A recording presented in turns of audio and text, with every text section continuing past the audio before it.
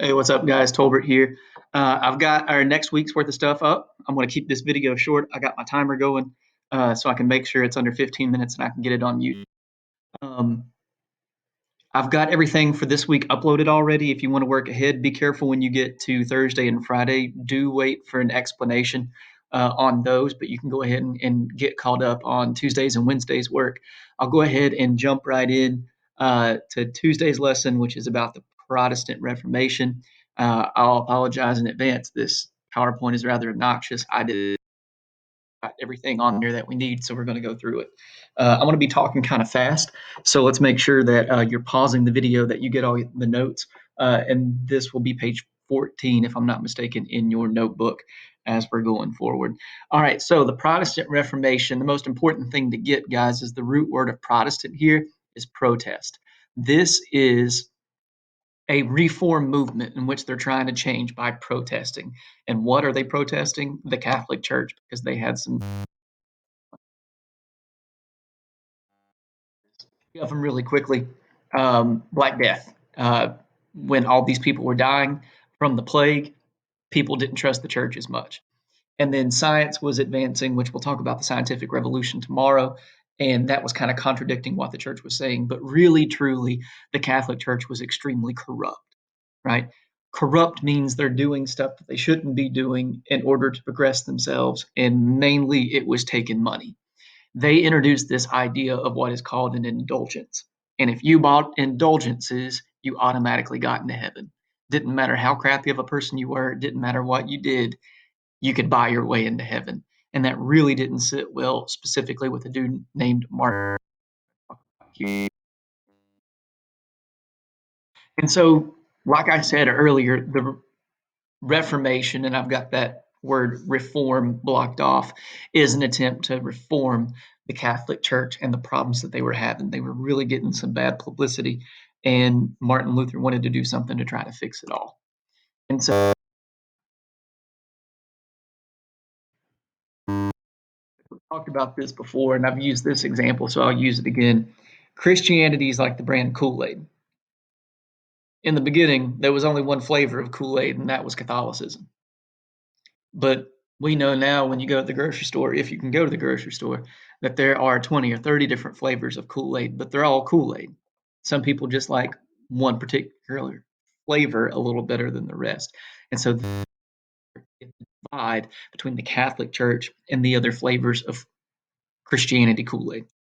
Okay. Very, very, very important. You've heard of Martin Luther King Jr. before. Well, he was named after Martin Luther because Martin Luther was a religious figure who really had a huge impact on changing the world of religion and making it more acceptable. He was a German monk, big fat white guy. He was bald. He lived in a monastery. His father wanted him to study law. He had a near death experience and he decided to become a monk. And when you do that, it's kind of like becoming a priest. He took a vow of never getting married. He took a vow of basically living in this place and studying religion all day long. What ends up happening is really, really broke.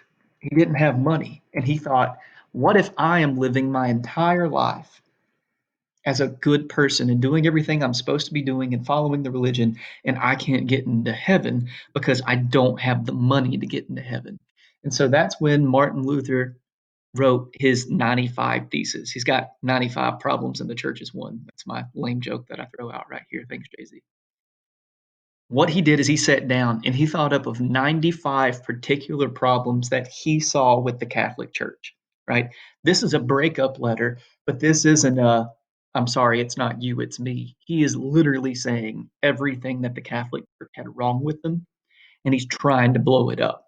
Things that he talked about. The Pope had too much power. The Pope should be helping the people, not himself, right? The church was extremely, extremely wealthy. People were going in and they were tithing, right? They were putting money in the offering plate. And the church was holding on to that money and using it to buy really elaborate things, right? And then that got blown up even more with the idea of indulgences in which you could pay to get yourself into heaven. Luther really did not like those things. He wrote down all 95 of them. He went to this guy right here, Gutenberg, one of the first printing presses ever to be invented, and he actually printed it out at some of the that's what it actually looked like, right?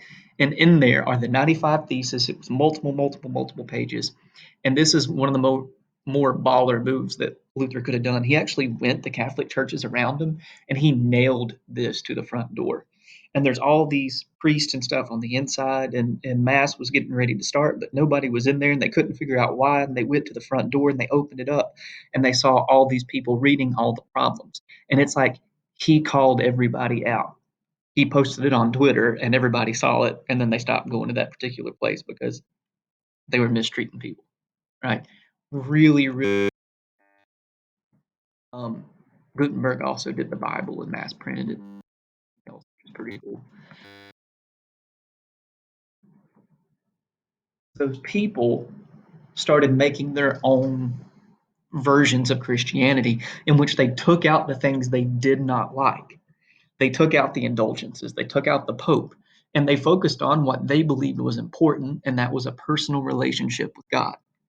And so that's where you get the entire group of Protestants. Again, root word there is protest. So these are people that are protesting against what the Catholic Church was doing, right? And so that's when you get that first big, huge split, and you've got Catholicism, and then you've got Protestants. But the thing about Protestants,